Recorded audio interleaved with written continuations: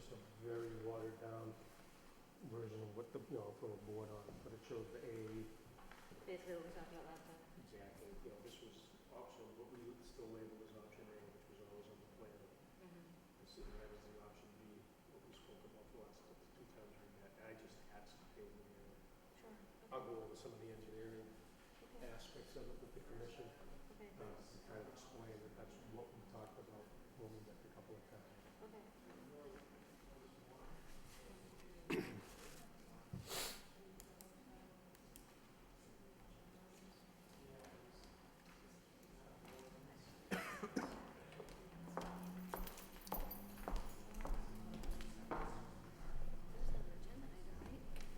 Is the first they're not here? So this is a continued, so you'll be first up, this is administratively the first one. Oh, Yeah. And then we have a couple things after.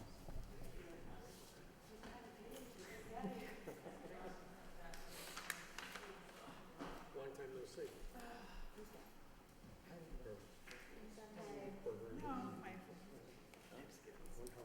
Nothing major though.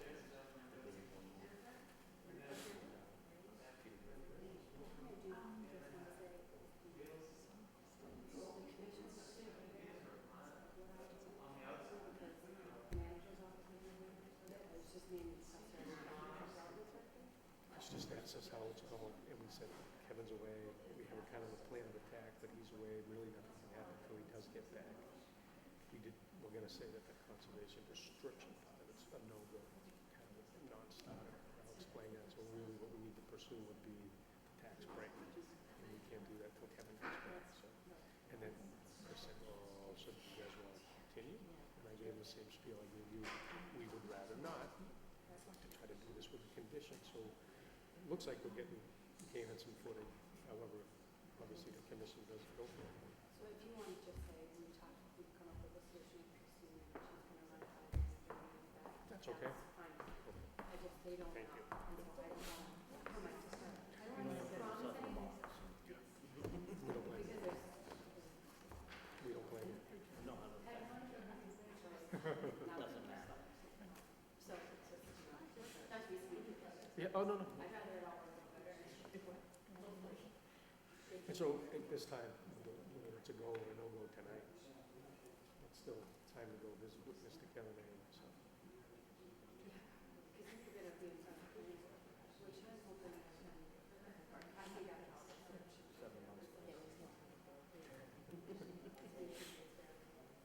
It's probably where we're going to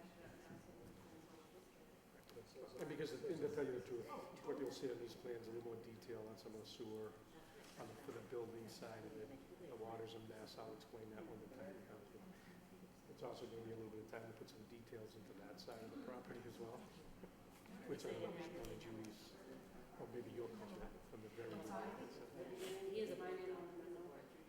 But now she's retired, so. Because, oh, she did? When did she She retire? retired, May 11th or so. I was just going to say. Yeah. So that, you taking over? Well, they haven't talked about it, just want to figure stuff. Oh, in fact, we're second. We're actually first because the first one is continued. I give you a raving review, it'll probably work against it. All good, absolutely.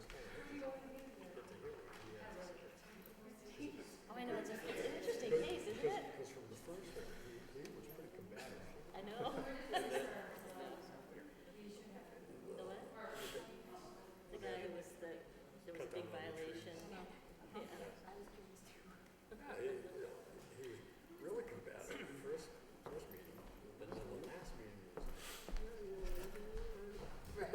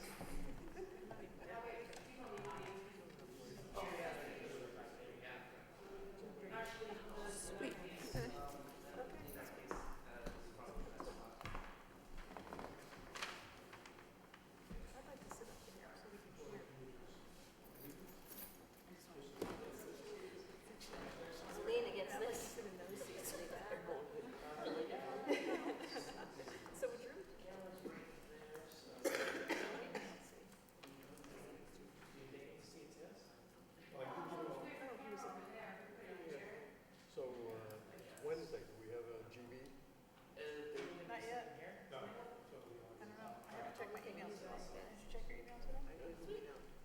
So nothing came through? Okay. I thought today was the drop dead date. That's what she said. And Tom said he would make a phone call Monday or Tuesday. I used the last of my newsletters last Sunday. Yeah, I'm about out too. I put some in the kiosk and they're gone, so Oh, yeah, sure, yeah. Friday, that's right. Either the 9th or the 16th, and I'm gonna be in Europe. And no, the 9th I'll be just Coming along for the break. summer. Just the week before. Phase 2C. Oh, so weird. Very cool. Supposedly either June 9th or the 16th. We're waiting for MassDOT and Concord to get back to us. We've been holding the newsletter so that we can do the announcement, come to the property. Yeah, that's frustrating. Where exactly will the? Well, that's no up in That's the other too. thing too? Yeah. Where was that good? I suggested the prison that it's not.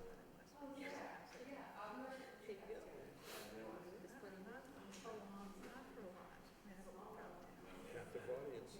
I stayed at her place, which is a little inlet. Like literally 3 friends, about 3 women.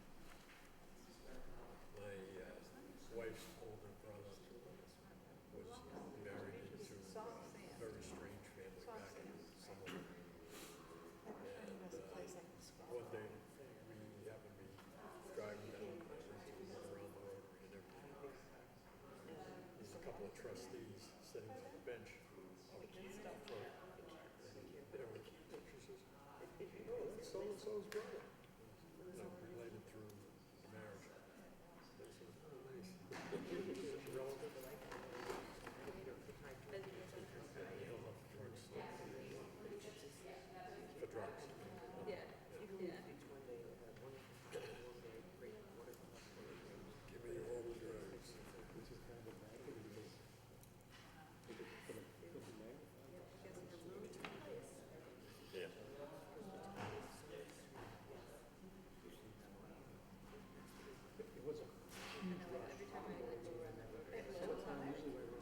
Good evening. I'd like to call the meeting to order. This is the May 24th, 2017 meeting of the Lowell Conservation Commission. Moving on to tonight's agenda. Tonight's first item is a continuation. It's an enforcement order. Antonio Viola. Violation location is 10 Tupee Lane, and it's tree removal without a permit within 100-foot buffer zone of vegetated wetlands. Now, Mr. Viola's requested another continuance. He's submitted some plans, I see. And what was the reason for the continuance this time? They were waiting for a surveyed site plan of the property. That just came in on Monday. And so now that they know what they have out there, they need to come up with a long-term plan. So they just asked for more time. Okay. No one's here on that one, so, yeah. I move to continue. I'll second. All right, any discussion? All in favor signify by saying aye. Aye. You ayes have it. And that's to June, 14th. is it the 14th? June 14th, all right.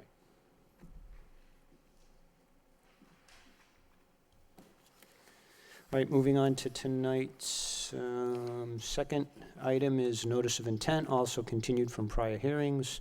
Jarvis Volkswagen, 110 Industrial Ave, concerning DEP file number 206-0769. The project location is 110 Industrial Ave, and it's the Jarvis Volkswagen. And it's a notice of intent has been filed by Jarvis Volkswagen for the construction of 2 building additions and a new parking area for vehicle inventory at 110 Industrial Ave. A portion of the project is within the 100-foot buffer zone of bordering vegetated wetlands associated with Meadowbrook or River Meadowbrook. Brian, if you could introduce yourself for the record, please. Good evening, Mr. Chair, members of the commission. For the record, my name is Brian Melissi with Whitman and Bingham Associates, here representing Jarvis Volkswagen. With me tonight is Peter Jarvis of Jarvis Volkswagen. I want to apologize for the late notice of some of the some of the information that we gave you guys tonight, but I think we laid some of it out on the table. I think Christine did. The first thing I'd like to point your attention to, kind of the same thing I did a couple of weeks ago when we were here. I put a quick synopsis together of what the revisions were on this set of plans. And if it's okay with you, Mr. Chair, I'd like to very quickly go down those. I should point out that since we were here in front of the commission last, we have had several meetings with representatives of the Bruce Freeman Rail Trail and the rail trail people to try to kind of come to an agreement on the placement of the easement. As the commission knows, the rail trail representatives really wanted to see the rail trail, I'm going to call it to the south of the railroad tracks along the top of the River Meadow Brook. We had originally showed, our plans had shown an easement to the north side, and it ended at the Jarvis property, and we were hopeful that it would continue on the property of Avcarb right to the north. So I'm going to go down these quick revisions, and I would like to do, Mr. Chair, would be to throw a board up on the easel and explain where the easements are shown now. So with that, we've revised the site plan that shows an option B for the inclusion of the rail trail to the south of the proposed new vehicle parking area along the top of the bank of the River Meadow Brook, kind of what I just said. We revised the edge of the pavement to include 10 feet of pavement along the River Meadow Brook side of the property for the rail trail purposes. So you'll remember the last time we were in front of you, we took our proposed pavement from the original proposal, we dialed it back quite a bit to the southerly rail and or the 50-foot no-touch zone, whichever was further away.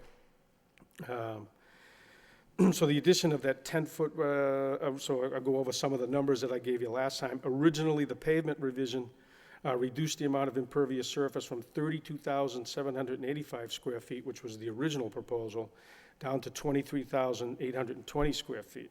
The addition of the 10-foot wide rail trail pavement increases the impervious surface by approximately 7,700 square feet. Again, 10 feet of pavement, it's 770 lineal feet long, and I'll point that out to you in a second. So it adds a little bit, it adds 7,700 square feet to a revised grand total of 31,520 square feet, which is still a little bit less than our original proposal, but it's creeping back up there again. Due to the increase in the pavement, the proposed stormwater recharge areas are put back on the plans as originally designed. Through the revision, with the decreased amount of pavement, obviously less runoff. With the decreased amount of pavement, we increased it back almost to the original proposal. So they're back to the original size. I just wanted to point that out. The portion of the original rail trail easement to the north of the proposed new vehicle parking is labeled now as option A, and I don't say A or B to say which one is better or worse. I say A because it was the first one on the plan. B was the latest one.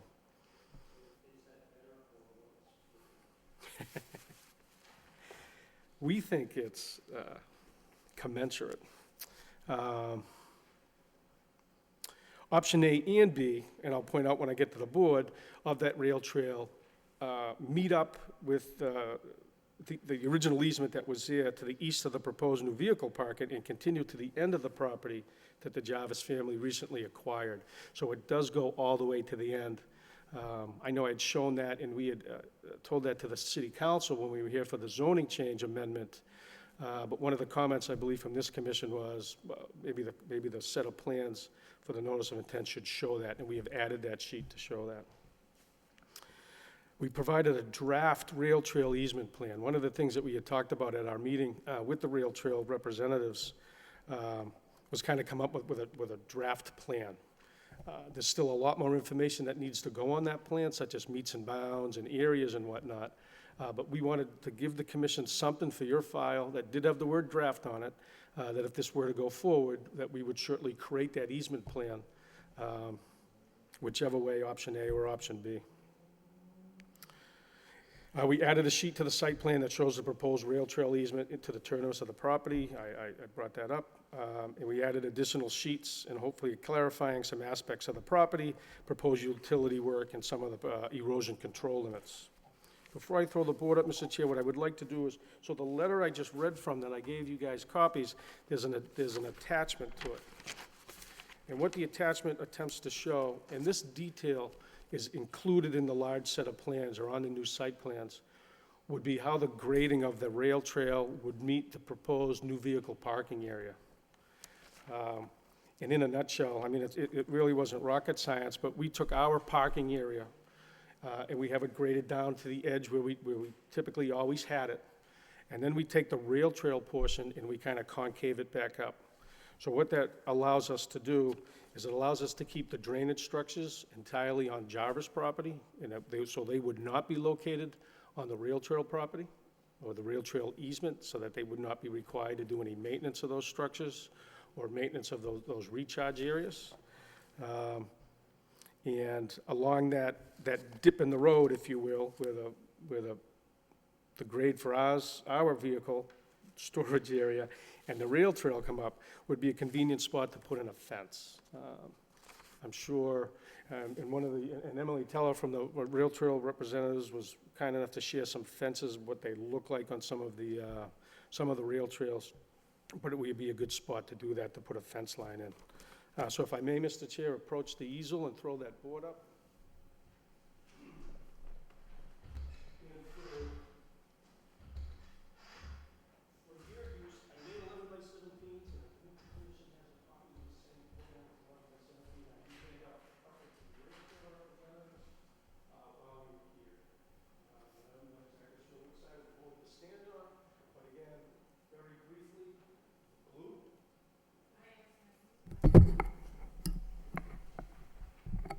Sorry about that.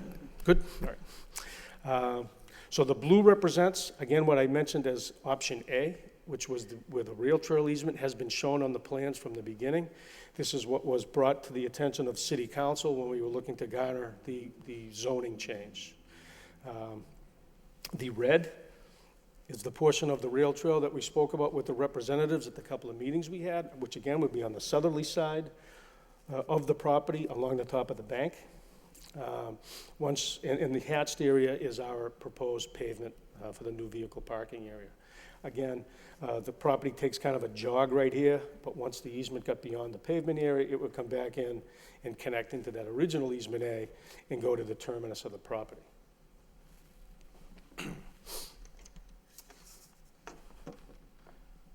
I don't know if I had this board the last time I was in front of this commission, but this is one of the boards that we used for when we went in front of City Council for the zoning change. And what this depicted was the yellow solid line was the land that the Jarvis acquired from the railroad. The yellow dash line is the 110 Industrial Ave property that they currently own. And some of this orange area was, it's the old railroad line that's owned by either Target or some of the abutters over here. But we wanted to show that what we had committed to, what the Jarvis family had committed to, was an easement starting, this would be option A, starting here and going all the way to the terminus underneath the Lowell connector, which again, I've said till I was kind of blue in the face, it becomes, I think, a major link. It's really the only way to get under the connector. Provides a great link all the way to River Meadow Brook. I believe there's a small bridge here that the Jarvises do not own. Excuse me. But that was the proposal. I can get into some of the finer details of the engineering on the plans. Because we added the 10 feet back, and what I iterated before was we're almost back to that original pavement amount as the original proposal. With the rail trail, there's a couple of pinch points that we talked about. This is the area where there's an existing drain line that was part of the Wellman Ave drain project. I'm sure the commission was involved in that. If you would go out here, and maybe some of the commission members have, but they have that bladder valve, which works to stop some of the 100-year flood from coming back up, but that's in this area here. The other pinch point that we kind of designed around was at Industrial Ave, where there's an existing head wall. Part of that detail that I showed you, in those two areas, we may require a bit of riprap to hold back some of the grading. It's not like it's an 8-foot high fill. It's really only 18 inches to 2 feet.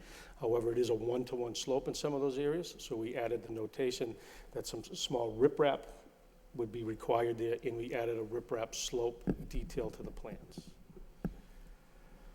I think I went over very quickly about the stormwater, where the recharge areas are sized back to the original proposal. However, we meet all 10 standards of the DEP stormwater standards with those. As far as treatment, matching pre-development, post-development rates of runoff. And again, it's treated properly before it's released back into the ground. We did do the test pits. I think I spoke to you guys last time. We've added those logs to the plan, so now they become kind of a permanent record of those logs. We added the locations on the plan set. And then some of the other things on the other side of the property, I think one of the commission members had brought up, we had talked about a paved apron around around the addition to the service building on Kia. We do show that now with a couple of roof recharge areas over there to handle the increase of roof runoff over in that area. And we show some of the utility reworking that needs to be done with the sewer. So again, I know I was very quick and probably missed a couple of points, but I would turn it back to you, Mr. Chair, for any questions. All right, so since last we met here, has there been any progress between you folks, Jarvis, and the rail trail people? And what I mean by that is, I know you're presenting an option A and an option B, and for me at least, that's not all that problematic because of the nature of what's going on. But I still guess I would like some sort of finality, but I do know you're anxious to get going. You know, this isn't a a super long-term project, so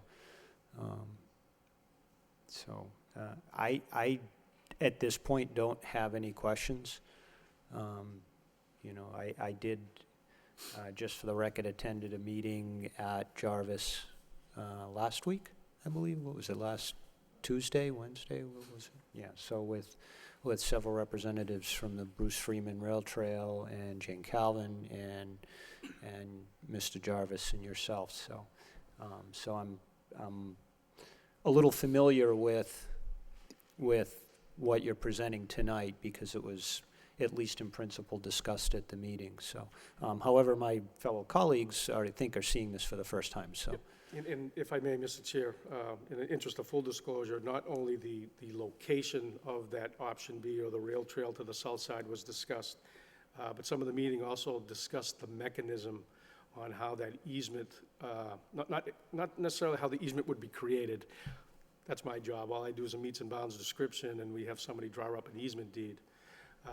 But what was talked about was the Jarvis family really feels strongly that if their property is impacted additionally where that option B is, where that red rail trail is, that they would be looking for some relief from the city of Lowell in ways of a tax break or a TIF or something to that effect. Now, we understand that a TIF and a tax break is certainly out of the purview of the Conservation Commission.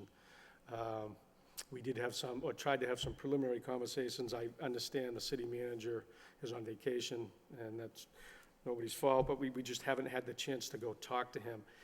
And again, in the interest of full disclosure, the mechanism of a conservation restriction, on the entire property, save the portion of the pavement where the new vehicle parking lot would be, was also discussed. My client took that back to some of his partners, and let's just say, for the record, it didn't go very well. That hindering the entire property that they did buy to try to expand some of that vehicle parking area here, when they do feel that they've given and given and given, it didn't go over well. So to be selfish, what we would like would maybe, if this commission would see fit, would be to maybe try to close the hearing, and if they were so inclined to issue an order of conditions, that maybe a condition could be worded in such a way that the option B is the preferred option. However, if somewhere down the road, we hit a roadblock with some extra incentives from the city, that option A goes back on the table. And so that was kind of discussed. We've been and no fault of this commission, we've been in front of you guys now for a couple of months.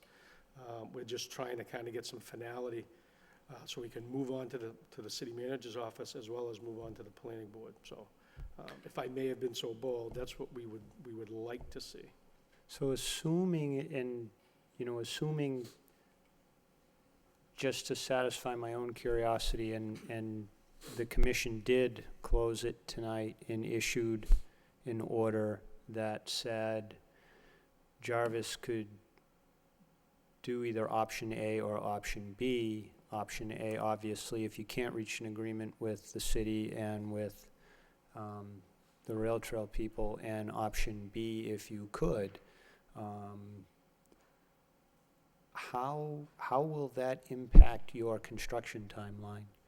Because I'm assuming that, you're not going to pave the hashed section of the parking and then go back later and pave the 10 feet, or if you, and I mean, I get it, the preference is to do it all at once, and certainly you're not going to take it out once you've put it down. So how does that? And this is something, obviously, we can discuss. I would envision something of a timeline, maybe in the condition that we come back here, whether it be, and we don't have to show up personally, either by letter or by email, to give this commission kind of an update on our process. Obviously, I say nothing's obvious, but if we do start meeting with the powers that be on the TIF or the property, property incentive, property tax incentive, I do think we're going to probably get a nay or a yay pretty early on in the process. Now, there is a process to that. If everybody seems favorable, we will start that process. I would envision going back to the city council with maybe some support from the assessor's office and hopefully the city manager's office. If we start to run into those roadblocks about, hey, we don't want any more of this property off the tax rolls or whatever that may be, we could provide an update to the commission. And maybe even that condition could be expanded to say a construction schedule prior to the commencement of construction. And we could give you a schedule and say, okay, we've finished the process, so here's what we're going to start to do. Okay. And again, thinking off the top of my head as we go, so. Okay. All right, thank you. Commissioner Varnon? I'm certainly pleased that there is an option B, whether or not it's ready to fly or not. But, it looks like a good possibility.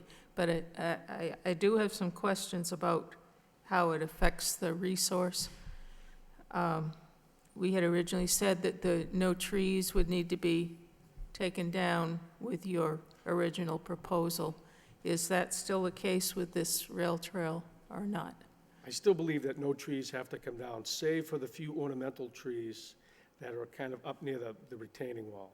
But along the bank, as I had said before in our original proposal, while we were getting closer to the bank, I do not believe there's any trees that need to come down. Okay. Now, it's hard for me to tell where the top of bank is on this in relation to where the trail is proposed.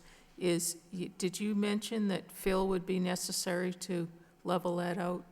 A little bit of fill would be necessary, and again, in order to take that pavement edge and kind of concave it a little bit, to keep any drainage structures off of the rail trail. I kind of thought about it a little bit. I think that's the best idea to do that. So yes, while we're going to, the test pit showed about 18 inches of topsoil and subsoil that would have to be grubbed, and a portion of that, there is a little bit of fill. And when I'm talking fill, I'm not talking, 4 feet, 3 feet. It's really about 18 inches of fill. We showed a 2-foot shoulder and then a return slope. So it stays to the top of the bank. I know it's difficult to read. It is on the top of the bank. But it is on the top, yeah. And it would need some riprap, did you say? In 2 areas where there's a couple of pinch points, I think most of it is we can take care of with a 2-to-1 slope, which typically holds grass seed. Our erosion control plan does call for some jute matting on anything over 2-to-1, which would be fairly typical standard here. We would take some jute matting, but when the slopes were finished, to kind of keep those in place while the vegetation grew.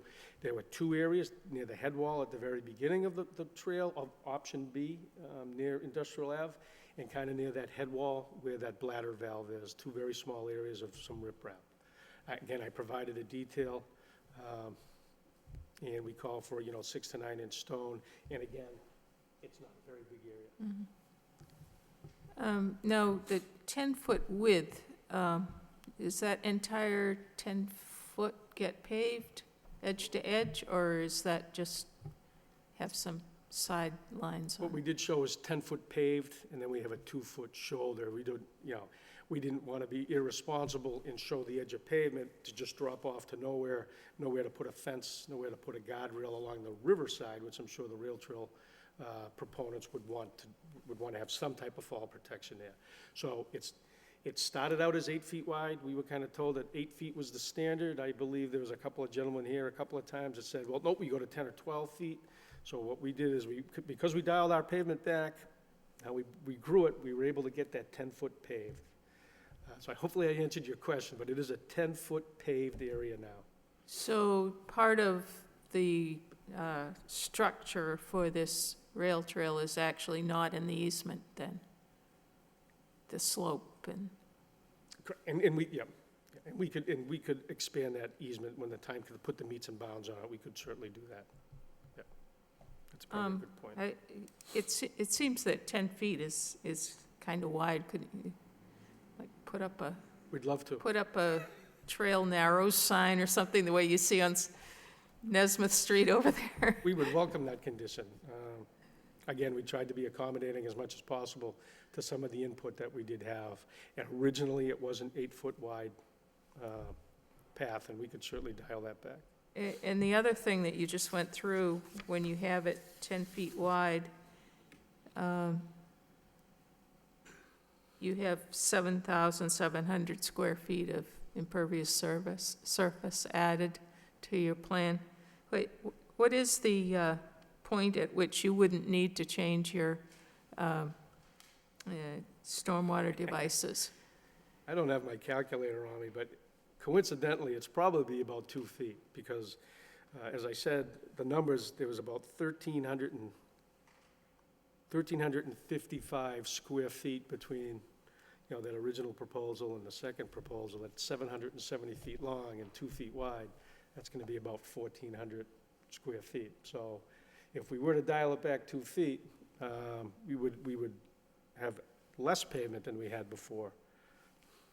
I'm starting to get confused. Hopefully I answered your question, but. Would that financially make sense to have an 8-foot trail and then not have to put in a larger storm detention system? From the proponent standpoint, absolutely.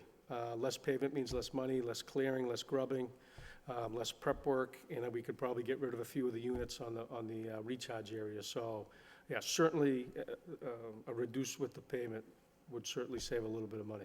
Yeah, I wasn't at the meeting. I'm sure you've probably talked about all of this. I was just curious. Well, and again, the meetings were great and very helpful. There was some of that. Is 8 feet the right width? Is 12 feet the right width? Is 10 feet the right width? I fooled around with all of them. 12 feet certainly doesn't work. 10 feet was about the maximum we could go, which is why I chose to show that on the plan.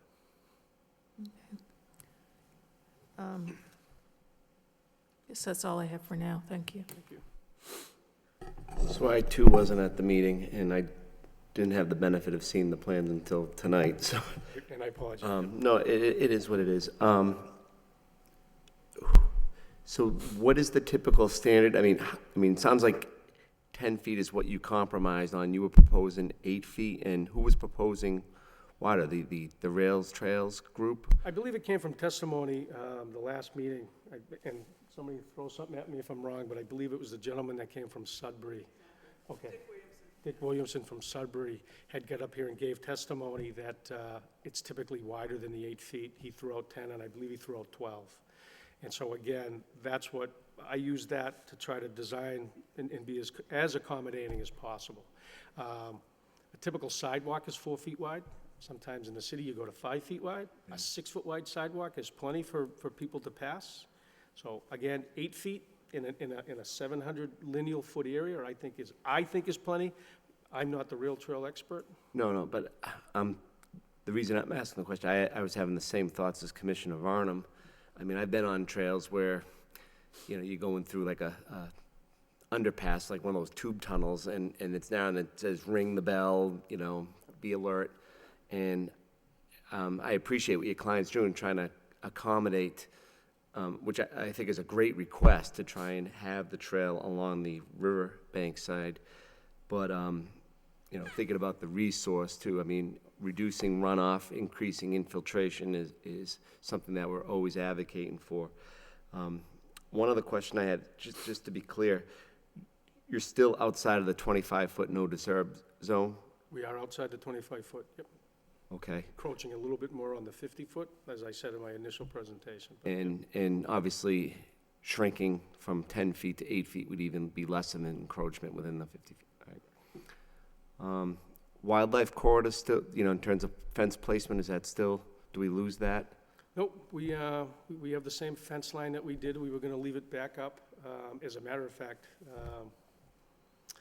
we would still leave that break between the fence of the rail trail or the guardrail or whatever we want to call it and our fence. So we would still provide that wildlife corridor. We've committed to that.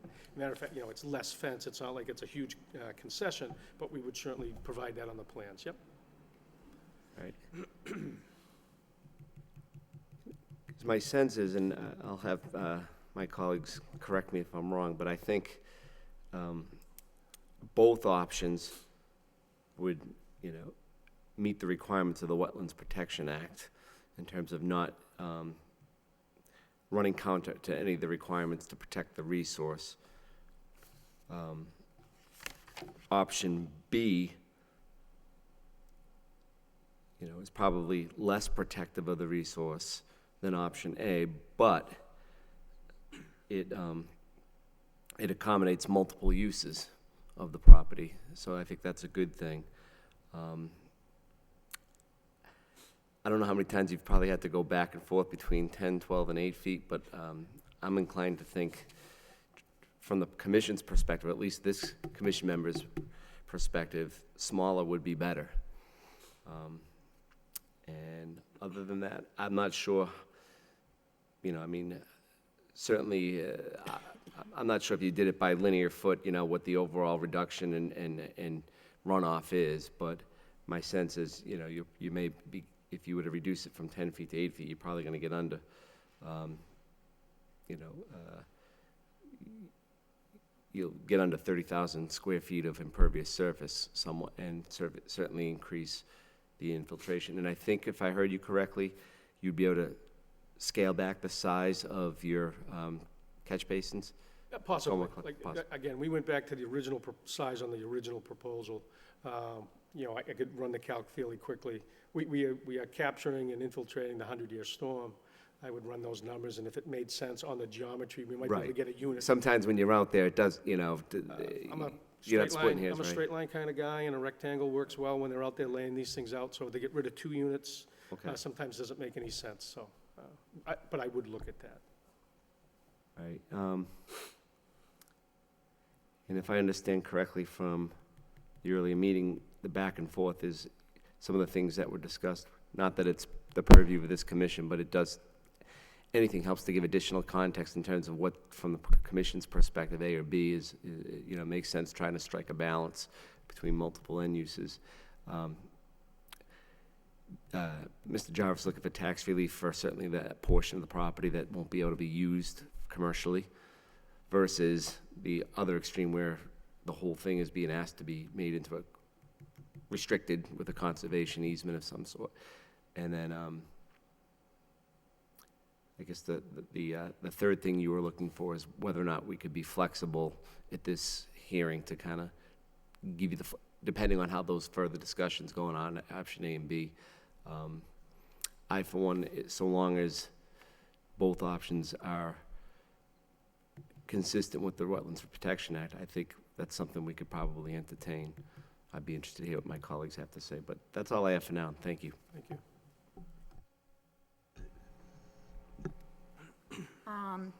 Okay, so Yeah, I'm struggling with this because it's like, if you go with option B, you're paying for a way bigger drainage system than you'd have to if you went with option A, correct? Correct.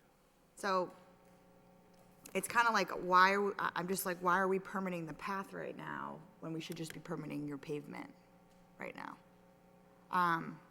Because that's what the holdup, and that's what your board's Yeah, upset well, about and it. I do think, in fairness to everybody that was at the meetings, at the initial hearing, we heard loud and clear from the commission that maybe our edge of pavement was a little bit too close to the brook.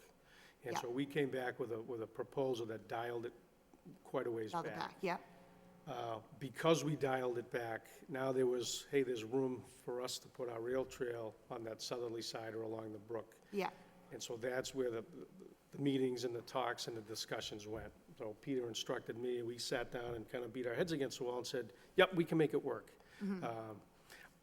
I wouldn't want to lie to the commission and say I didn't go home thinking they won't let us pave that close, but they'd let the rail trail. But it was made known at that meeting that the uses on that 8 feet or 10 feet of pavement was going to be entirely different than the use on the new vehicle parking area. That's going to be fairly passive, it'll be recreation. So we put our proposal together in good faith, saying, and then to try to ask this commission to try to get us to move forward, would you be willing to look at the option A, option B, and maybe fashion a condition that would allow us to do that, so. and then like, so the map down there, the yellow piece of property, did Jarvis buy that property knowing that the rail trail is gonna be going through there? No, No, okay. So you bought that property because you wanted this on the left side parking. And the lot was this long lot that you had no idea a rail trail was gonna be going what through. had happened is when the Jarvises acquired the Volkswagen dealership, part of the tenants from VW was, you need to do this, you need to do a building addition to make it look like, corporate VW, Volkswagen, you need to provide some parking. We could not do it on the south side of the property they already had. Yeah, They caught wind that this piece may be for sale, they bought it with the sole intent of expanding for the parking. And and again, to only use like a quarter of it, correct. okay. Correct. And then, again, we found out that we needed a zoning change because of the high-rise commercial to the general industrial. We went to city council before we started any of this process, because the use may not have been allowed if we didn't get that. So it's been a process, but no, the Jarvises did not know the rail trail was going to go through there, and they bought it strictly to try to expand some of their parking capability, Okay, storage parking. so correct me if I'm wrong, but moving forward, for the rest of that property, you'd be giving Giving. the rail trail an easement, and that's it. And they would be coming in here getting permits, if, let's say it was in our jurisdiction, for paving. So it's like, we're just not being consistent here. Why do they have to do 3/4 and you have to do a quarter, when all you really want to do is just pave something right now? And again, I reiterate that risk of sounding like a broken record, through the city council process, not only did we give them that easement B area, or easement A area, Yeah, the Jarvises also donated $10,000 to the rail trail for them to go and acquire easements, or acquire permitting, or acquire design, whatever it may be. But there was also a $10,000 donation. so you donated $10,000. You're now gonna pave part of the rail trail for them. You're gonna pay for fencing, and you're gonna increase your drainage system to account for their path. And again, and in fairness to the rail trail Yeah. representatives that were at the meeting, they offered that maybe that $10,000 could be put back into the Jarvis coffers to help offset some of the paving and some of the amenities that were going to go in through that. So we don't want to make them out to be the big bad guy. They did say maybe we can give you that money back to help out, so. Okay. The meetings were very productive. Yeah. Everybody was, coming up with ideas, so. No, yeah, I'm 100% for the rail trail, and I'm actually 100% for option B. I just don't want to hold up your project because, and again, you're being very accommodating financially. So I just don't know how to move forward. So if it is option B, we want you guys to install the larger drainage. So I guess the question is, like, if you do an 8-foot path, is that significantly changing your drainage? If it's not, then make it a 10-foot, put the big drainage in, and let's all move on.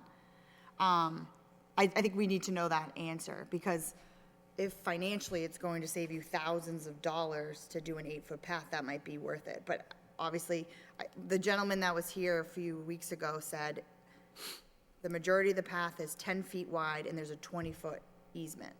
And I don't think you're doing the 20-foot easement here. So the 10-foot, I think, would be preferred.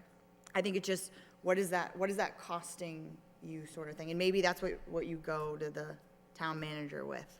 And we would have those numbers. I mean, it's fairly simple to calculate. I apologize, I maybe should have had that. You know, it's 2 feet of pavement. The structures themselves aren't gonna change. Yeah. It would be the recharge area itself. Off the top of my head, I think one of them's 12 units big, one of them's 18. I could have those numbers a little bit wrong. So we may be able to get rid of a few chambers and some stone. So it's not gonna be on the magnitude of tens of thousands of dollars. Okay. It may be in the magnitude of, say, you know, $5,000 to Five. $10,000 Yeah. worth of construction cost. Yeah. Yep. Okay. Well, because, like, I would like to issue an order of conditions tonight. But it's So just would if the drainage is gonna change, that's like a big And that's part of what this. I think, again, selfishly speaking, what an order of conditions helps us do tonight is move on. We literally get to go to the planning board and say, we've satisfied them, here's the options, while we work with the city manager's office.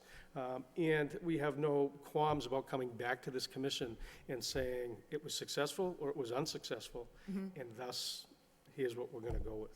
Maybe we issue, like you said, an order of conditions, assuming option B, assuming the large drainage, go to your meetings, meet more with the rail trail, and then if something were to change with that 8-foot, or whatever you guys figure out, then maybe you come back and we amend the existing order. Because I think we gotta move forward here, so.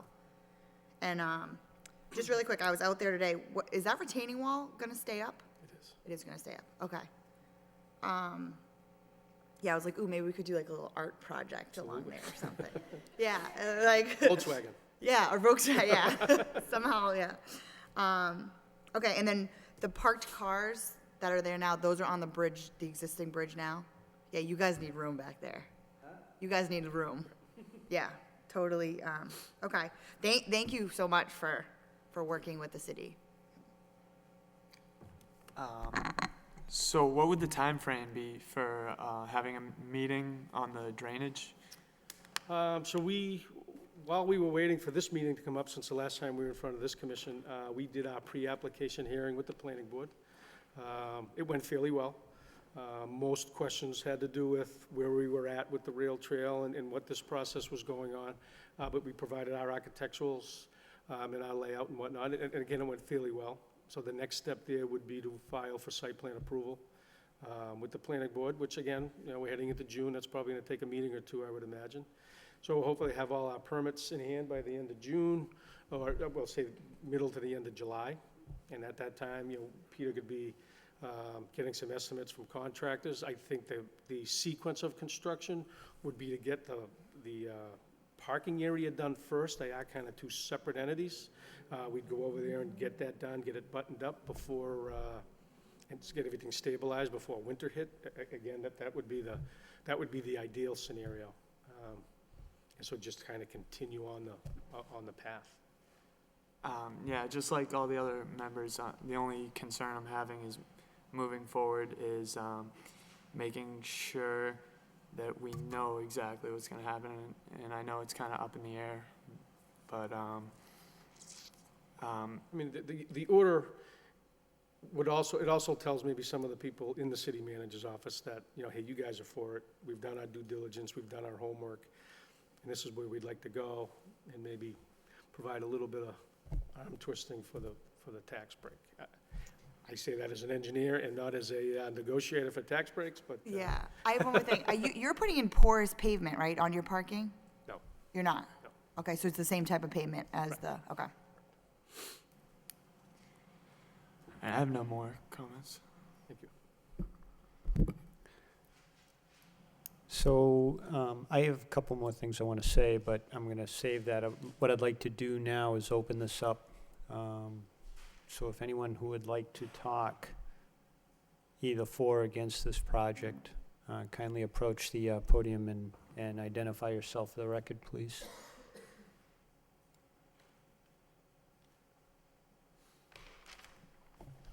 Good evening, I'm Emily Teller, the Secretary of the Friends of the Bruce Freeman Rail Trail, and I live in Westford.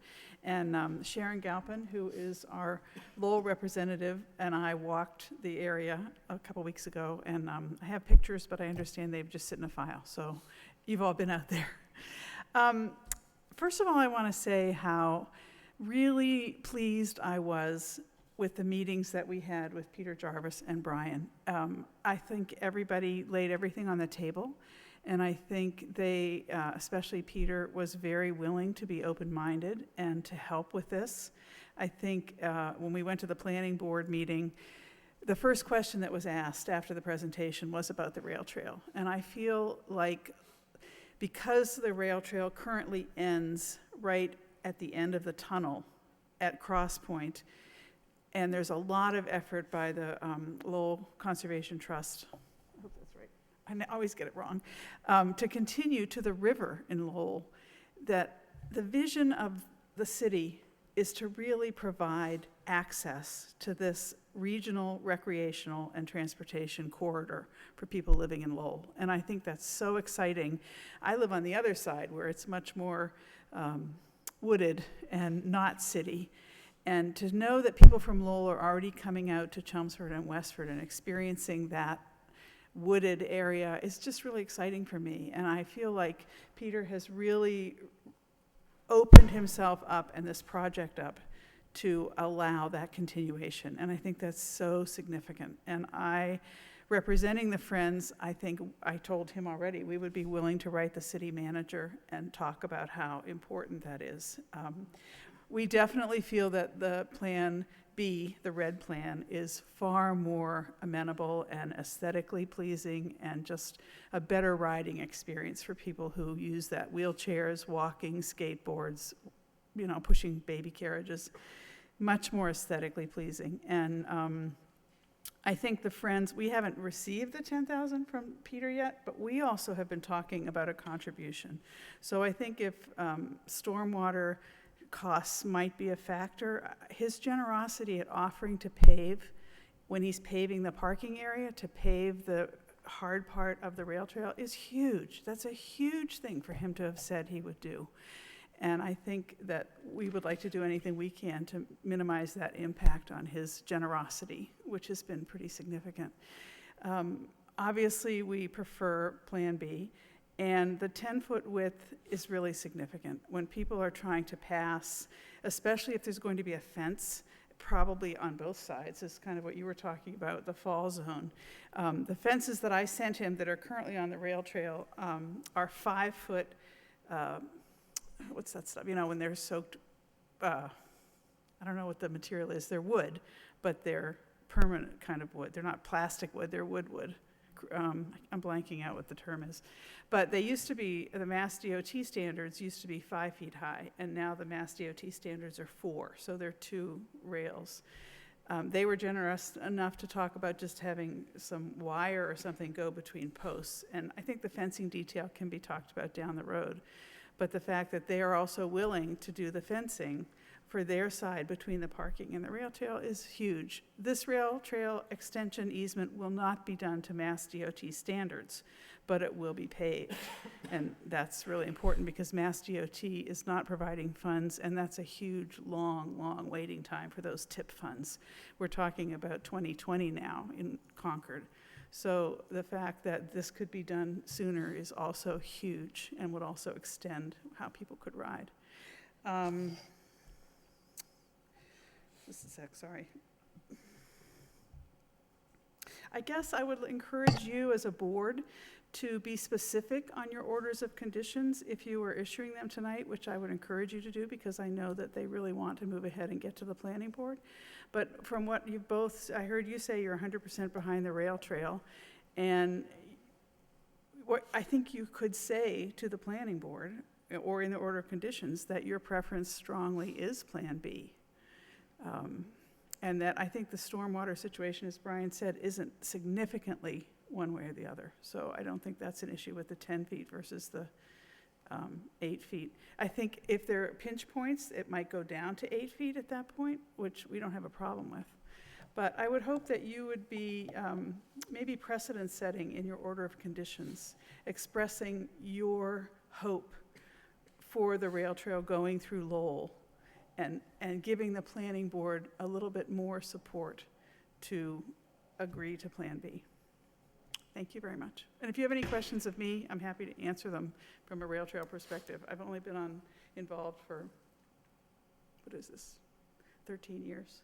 But the Bruce Freeman is just progressing beautifully south, and people are really excited about it. It will be the longest trail in eastern Massachusetts, and that does not include going north from Lowell. So if we added that footage, it really would be pretty spectacular when we add that footage. Thank you so much. Thank you.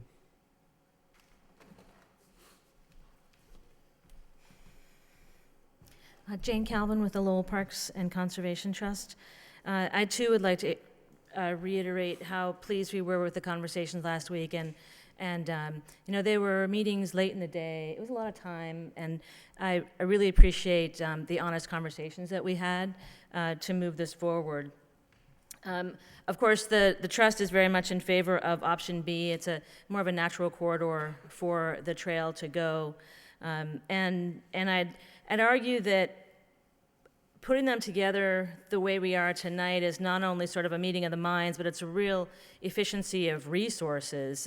If we were to permit it, if the city was to go about, because this will be a city trail, if the city was to go about permitting this separately, I think you'd have a buffer zone in between the two projects, and you'd have this machinery out there again. I think there's a great efficiency of resources and reduced impact on the resource by being able to do this at the same time. Not to mention that I think it sends a really strong signal of partnership for the rest of the project, which I think is just a really great place to start from. So I'm really pleased with the direction that this is heading in. I'll also reiterate that it's when a project like this has been in 3 citywide or major city master plans, the open space plan, the master plan, and then the Tanner Street Economic Development Area. Sending that signal of partnership is really important, and that's a lot of what this city is all about. So I think I'll just simply end with that and thank everyone for all their partnership moving forward. We look forward to moving ahead with the remainder of the process. I really do hope that you can provide them with order of conditions and allow the project to move forward. Thank you. Thank you, Jane. Certainly. I had a PS. One of you also talked about how this property would then be a multi-use property, and I think, again, putting that in your order of conditions is pretty significant. So thank you. Thank you. Is there anyone else who would like to offer their comments or concerns? All right, anyone else who would like to offer their comments or concerns? Hearing none, I would like to just say and echo some of the comments that have already been made. This is sort of an example of what makes the city of Lowell such a great city. We have, representatives here with, a dream and a project that has been long-term. And they've met up with a family that's been part of this city and part of the growth of this city for a long time. And for better, both see the value of promoting this type of use. Now, typically, the Conservation Commission shies away from development, at least headed toward a resource, but given the history of the River Meadow Brook and its historical neglect and use, option B, as has been discussed tonight, whether it's 10 feet, whether it's 8 feet,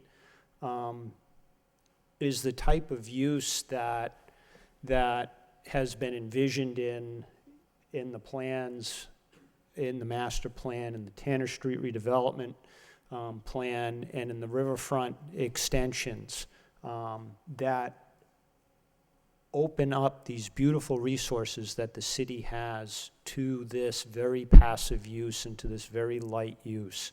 And it sort of, in and of itself, acts as a buffer to commercial industrial encroachment on these sensitive resources. That being said, you know, I'm sitting here just thinking to myself, you know, Mr. Jarvis, you've been here, I think, pretty much at all the hearings, and you know, I'm putting myself in your shoes and just seeing the, you know, the dollar signs ticking, tick, tick, tick, and your patience has been remarkable in this situation, and I, for one, appreciate that. I don't know, you know, I mean, people watching this on TV or people, you know, not really terribly familiar with the process, perhaps, or, you know, unknowing of just the sheer cost of bringing these projects and promoting these projects, and that's fine. I mean, that's the cost of doing business. But you've been extremely accommodating to the bike trail folks and have, you know, opened your family and opened your, you know, your resources of your business to accommodate them, not, you know, offering to pave this part, offering to make, you know, the $10,000 financial contribution, and correct me if I'm wrong, to me, in the scheme of everything that has been done already and what you're proposing to do, is actually kind of minor.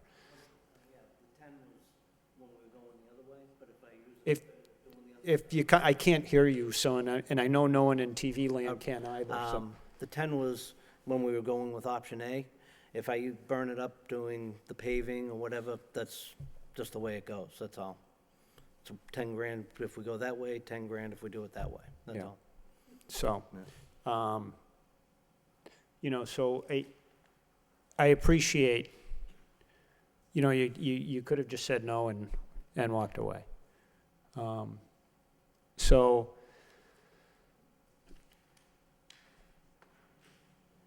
I, for one, you know, as far as whether or not it's 10 or 8 feet, I don't know if there's a particular standard there. As a, you know, as a bike rider, you don't need a terrible amount of room, but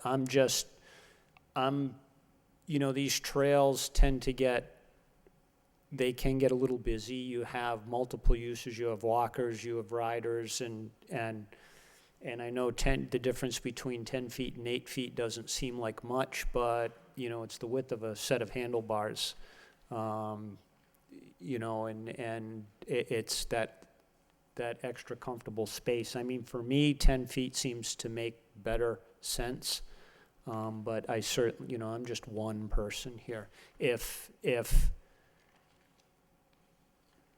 I could absolutely live with 8 feet, and if that would bring the square footage down where you could reduce, you know, if you bring it under the 30,000 square feet and you could reduce the footprint, you know, and save yourself some money, that certainly would be, you know, certainly that's at least 1,400 square feet of pavement.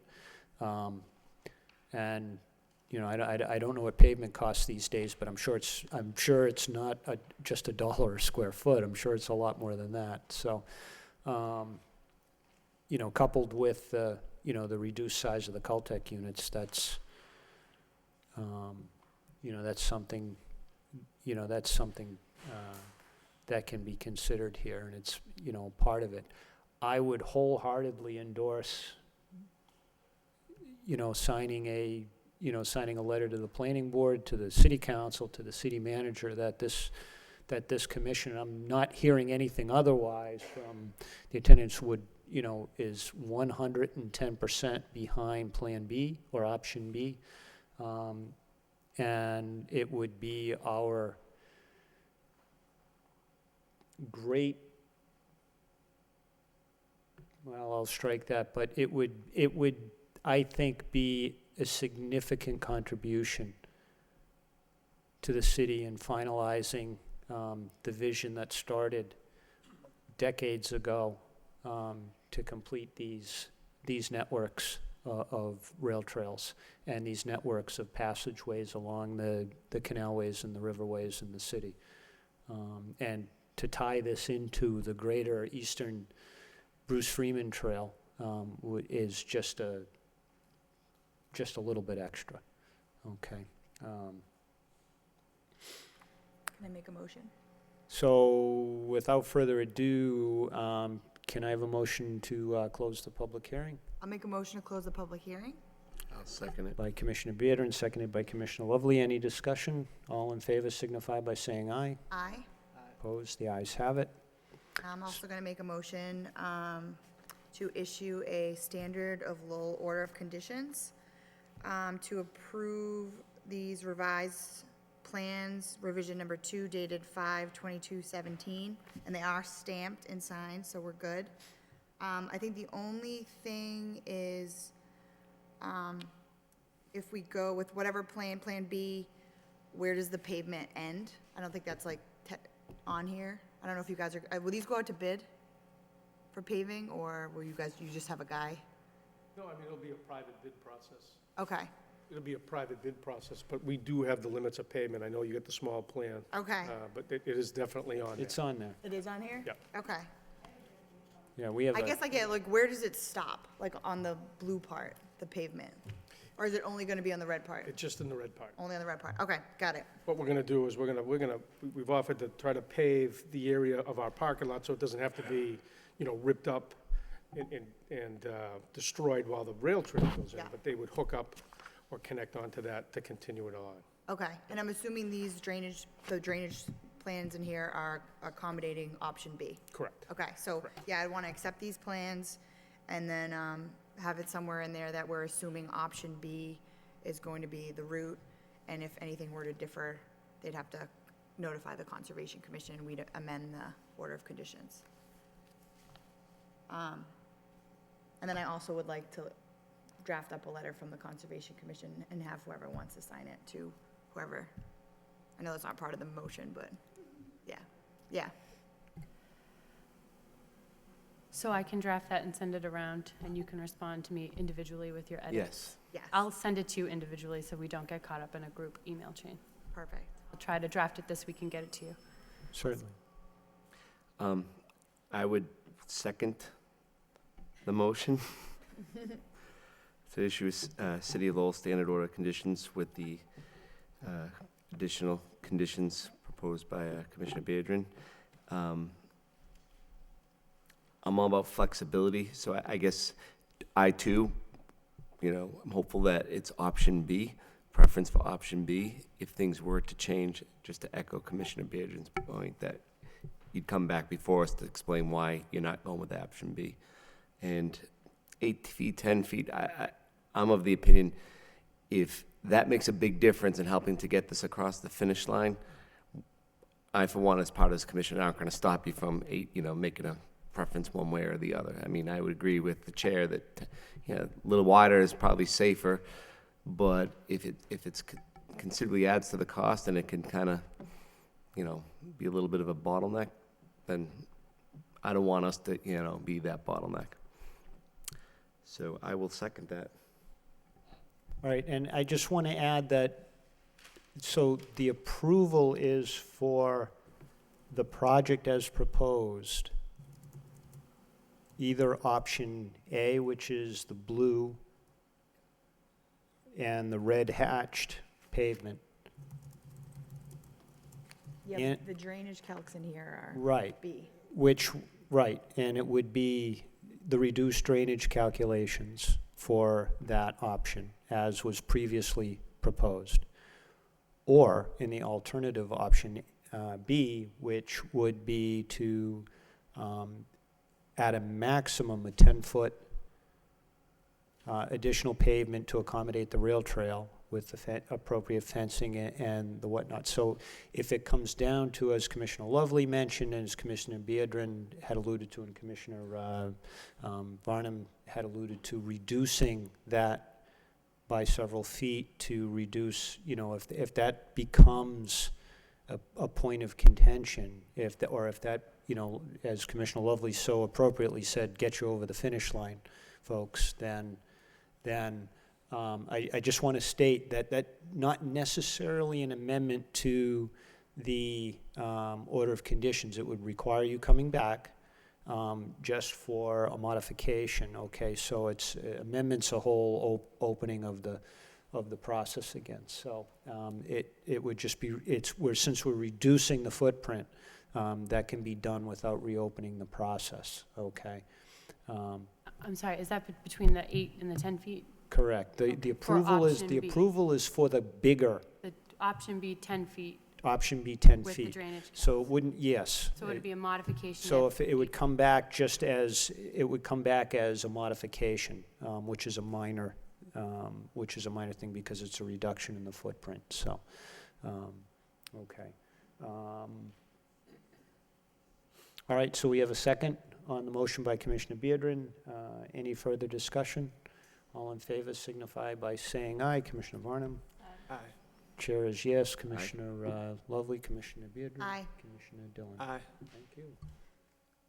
Congrats, nice job. Yeah, you know, I really hope that this works, We'd like to thank you for your patience as well. so, Thank you. Thank you. all right, thank you. Thank you, Mr. Jarvis. Come whenever you want, yeah, we'll be here. So, and I'd like to thank all you folks for, you know, coming in and, you know, this is representative government and democracy, and this is how it works. True partnership and leveraging of resources. Thank you. It's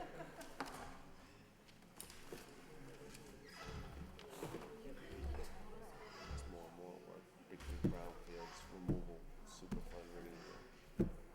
Trying to help, you know, our removal authority is supposed to be just for emergencies, acute exposures. Kind of stretch that a bit, if like we're helping brownfields go so far. A little bit more work through our removal authority before we help the project across the finish line. Yeah. And the city knows it well, because of all the work we did, you know, at the mills and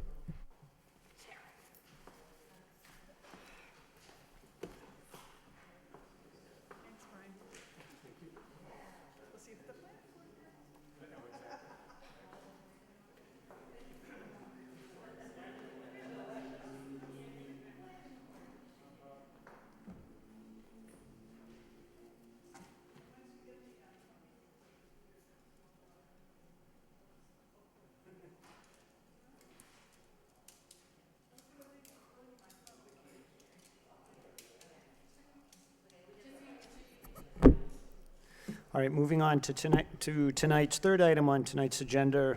That's a little redundant, is request for determination of applicability, University of Massachusetts Lowell. Project location is 50 Warren Street, and the applicant proposes to install an emergency electrical generator and generator pad in the yard directly adjacent to the Pawtucket Canal. The proposed location is 25 feet south of the Pawtucket Canal and 400 feet west of the Concord River. Yes, if you could identify yourself for the record, please. My name's Karen Madsen. I'm from RFS. I'm representing the UMass Lowell tonight. And do you want to explain, give us an project? outline of, Yes. So the purpose of the pump is it's a required fire pump replacement. The pump's being converted from a diesel-powered pump to an electrically driven pump, and that is requiring the generator to be placed outside. They did look at an alternative which had the generator 100 feet from the canal. I believe that's actually in the easement that was identified, so that would not work, but it was also conflicting with some other utilities. I can also tell you the square footage is 40 square feet, and the generator has a belly fuel tank that is a double-wall construction, and it includes a leak detection system and overfill alarm, and alarms would be transmitted directly to the campus energy management system. Another thing I wanted to mention is that we have been going back and forth with the historic board. The original proposal had a little fill going underneath the generator, but we've revised that, so now there's actually a little bit of a cut. There's also going to be a wall surrounding the generator. So the generator's actually going to be in a slight depression there.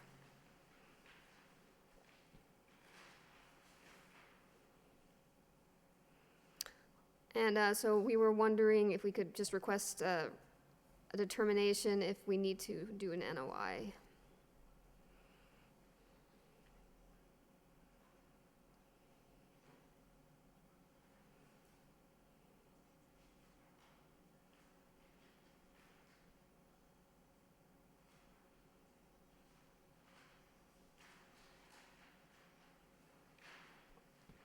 The location of for the proposed generator is sort of a low-quality grassed area right now. So this is going to be a permanent, It's a permanent fixture, yeah. okay. So correct me if I'm wrong, the pad is, you're probably gonna have a little elevation to it? Well, we're actually depressing it, so if you can see on the plans, the pad's actually gonna be at 20.5, and the grade there is 21, so it's gonna be slightly depressed down. Is there a reason why? The reason is the historic board asked us to design it that way. I'm to get- sorry, say that again? Sorry, the historic board asked us to place it in a depression to get it out of view of the harbor walk and put a wall around it.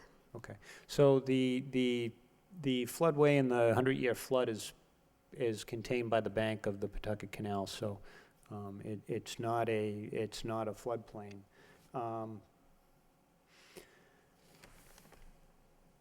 And your work is set back 25 feet from the top of the canal walkway, so, okay.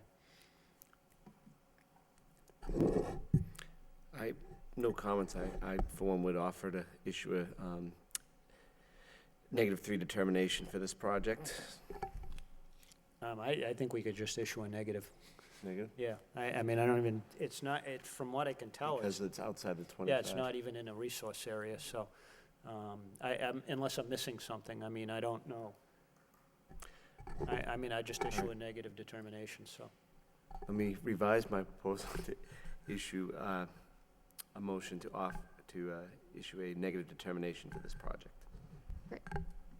Any further questions or discussion? No, okay.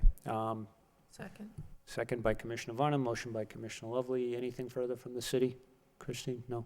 No. All right, all in favor signify by saying aye. Aye. You oppose, the ayes have it. Thank you for coming in. Thank you. So, will we receive a letter, or what's the? Yeah. Great, thank you.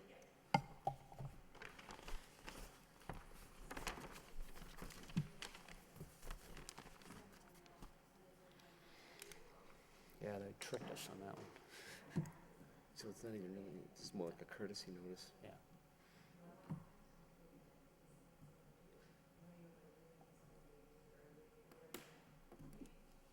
All right, moving on is a request for certificate of compliance, Colonial Gas Company.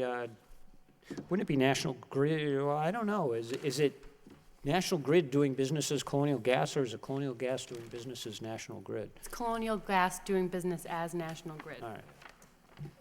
So, this concerning DEP file number 2060711, and the project location is the easement between 32 Reese Ave and the Lowell connector. The project involved a proposed natural gas pipeline replacement in Lowell.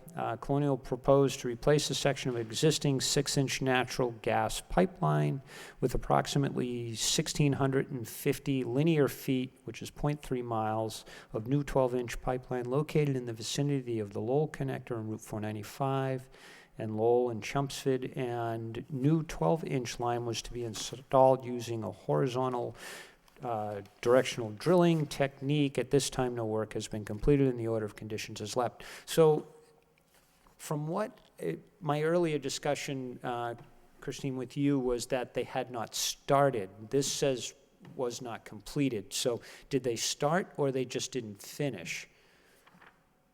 I was under the impression that the work hasn't even started, and they were actually going to tie it into a larger project and have to come back.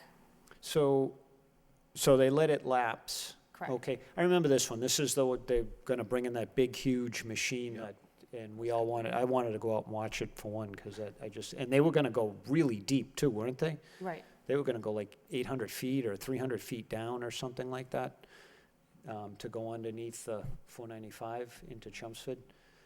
It's, as I recall. or 80, it was deep.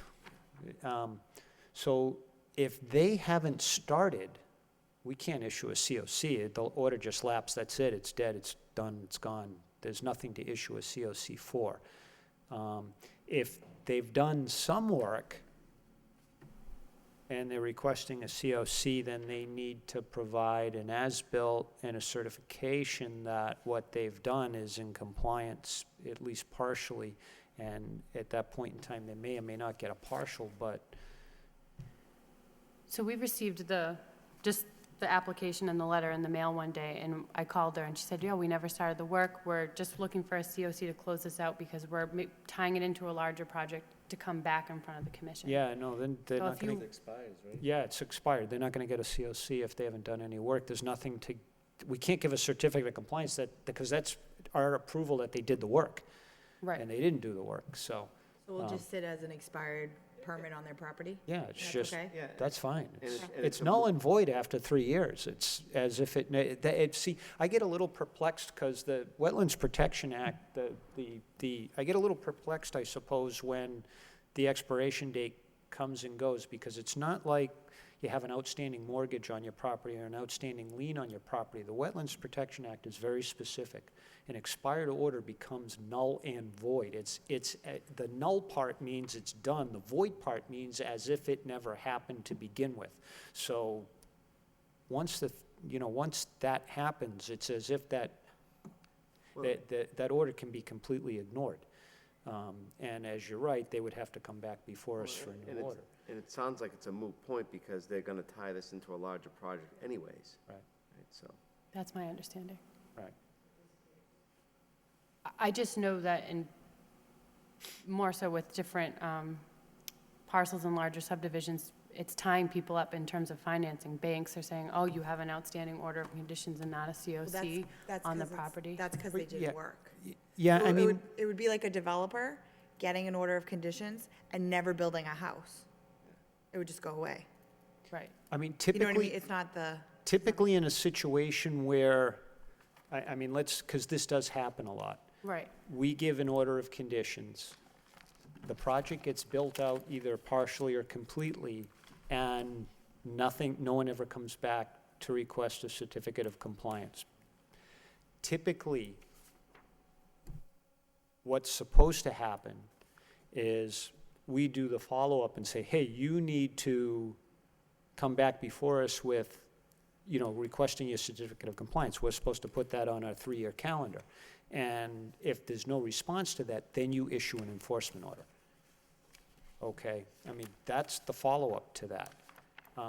So in this particular case, where there was no work done, the order just expires. We can't issue a COC, we have nothing, we have nothing to say, okay, you complied. That's what we're saying by the COC is, yes, you complied with the order and you did a good job.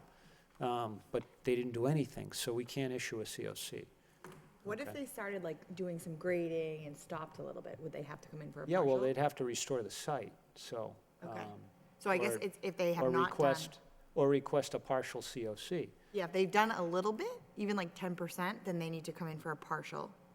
But if Which we don't even have an as-built, so even if that's what this case was, we wouldn't be able to issue it anyways. they'd have to get an Right. as-built. Okay. And show that they regraded it back to normal. But again, even a partial may not be appropriate if what they left in place was a disturbance of the resource and they haven't repaired it. What basically they'd have to do is restore the site. Yeah. I mean, it's the same thing, or it's the same thing as, Mr. Viola going through and clearing out his land in a resource area without a permit. Basically, that's what's going on now. If they've done work, they don't have an order, then they've got to restore the site. But they can't do that unless they have a permit to do that. Gotcha. If they have disturbed the site and they let their order expire, then they're in violation of the act. And an enforcement order is appropriate at that point in time. But if they've done nothing, then the order is done, but we can't issue a COC because nothing's been done. Yeah, We have nothing to approve, okay, so, okay. yep. You got it? I mean, there's due No, I diligence. appreciate it. Thank you. I mean, they need to do their due diligence, I mean, I mean, I understand why they let the order lapse, because they're gonna tie it into it, they change direction. I get that, so, but we're not gonna issue a COC. It's not gonna happen. Okay. I haven't had a chance to look at the minutes. I personally have not, so, So I'll what's continue. the notice from the Mass DOT? They had extra asphalt, so they are going to reclaim and repave a part of the Lowell connector before the fiscal year ends. Well, they're already doing that. Yeah, I drove by it last night. They've been doing that for a week now. They gave us notification at a time where it just, I wasn't going to see you until after the work had already started. They said they were exempt because they were reclaiming an existing paved area. They weren't expanding. They were keeping the grades the same. So I felt comfortable saying I'll inform the commission and let you know if there's an issue. If there is an issue, I'm sorry. All right. And as far as the minutes go, I don't know if, no, let's table those then Okay. until June. We have a couple things to sign, and other than that, I'll entertain a motion to adjourn Motion to adjourn? by Commissioner Lovely, seconded by Commissioner Dillon. All in Second. favor signify by saying aye. Opposed, the ayes have it, and good night. Yeah, that was a different company. There's been like a They were bunch doing of, a bunch of work back Yeah. there. I think that was the power lines or something. yeah, yeah, there's been like, I think there was an enforcement over there, then they cleaned up stuff, and then now it's all good, I don't know. Yeah, Yeah, so I'm not sure if they were actually doing, it was probably the power lines that was doing all the work.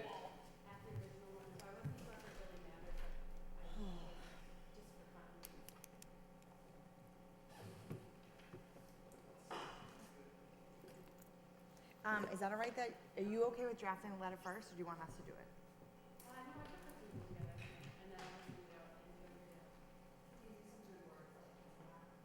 Hey, Kevin, I met someone that knows you too. I got one of the, I've had for the last couple of years, one of the community gardens at Mill City. This guy, Danny True? He works for Mill City.